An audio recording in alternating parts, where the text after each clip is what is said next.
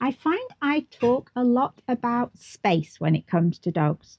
And this time I'm going to take a look at what that actually means and why it's important.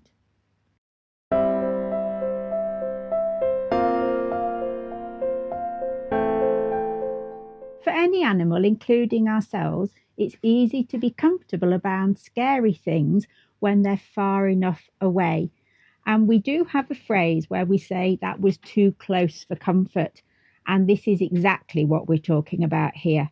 At an acceptable distance, then it may be fine. But if it comes closer, it's another matter and we might start to get anxious.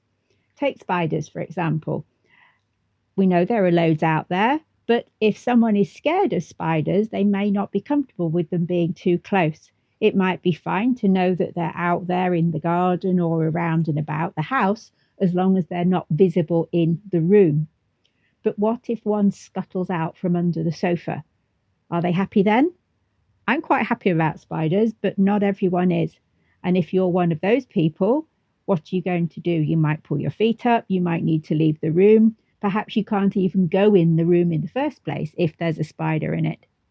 So, depending on how we feel about spiders, we will have a different reaction to encountering one, and we'll have a different idea of how close is close enough. So, what do I mean when I say a dog needs more space?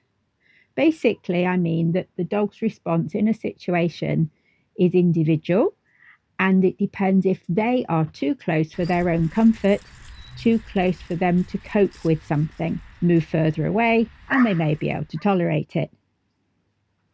So, what influences how close is too close?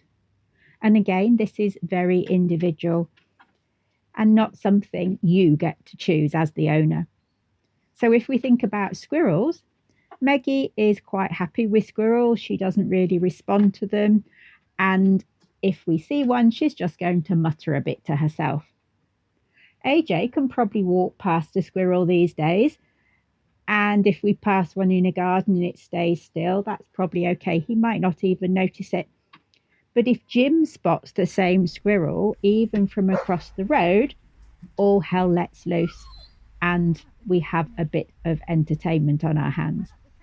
So they all have different tolerances and different levels of self-control in the face of that squirrel or other trigger. So if we think about the squirrel some more, again, it depends on the circumstances as well. So if the squirrel is moving, that is going to be more exciting than if it stays still.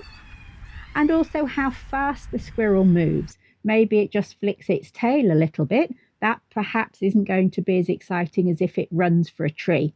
Does it bound away or just twitch its tail a little bit?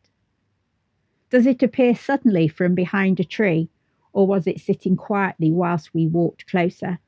Do the other dogs react to that squirrel? And how many difficult things have they already encountered that morning, over the last week, or even over the last few visits to that place?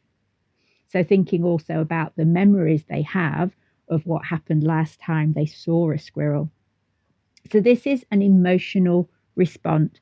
And here I've been talking about the excitement from a squirrel, but it can also apply to something scary or novel.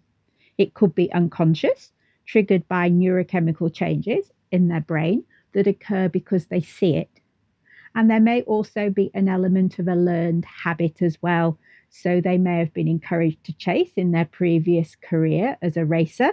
They may have just learnt that it's fun to do this, and this is now their natural thing to do when they see it. They may also be scared of it, refuse to get closer, and resort to defensive aggression as a result. We can't necessarily change the emotional response that they have, but we may be able to help them to modify it so they get greater impulse control or learn to have a different response when it happens. Telling them off in this situation is no more helpful than telling someone who's scared of spiders to get a grip, stop being pathetic, and grow out of it. Does not work. We need to help them learn a different way of dealing with it. We need to help them to learn to be calm in the presence of this thing that is either overexciting them or upsetting them. And to start with, we need to move them away to a distance that they can cope with, a distance where they're not getting that emotional response. And again, you don't get to choose how far that is.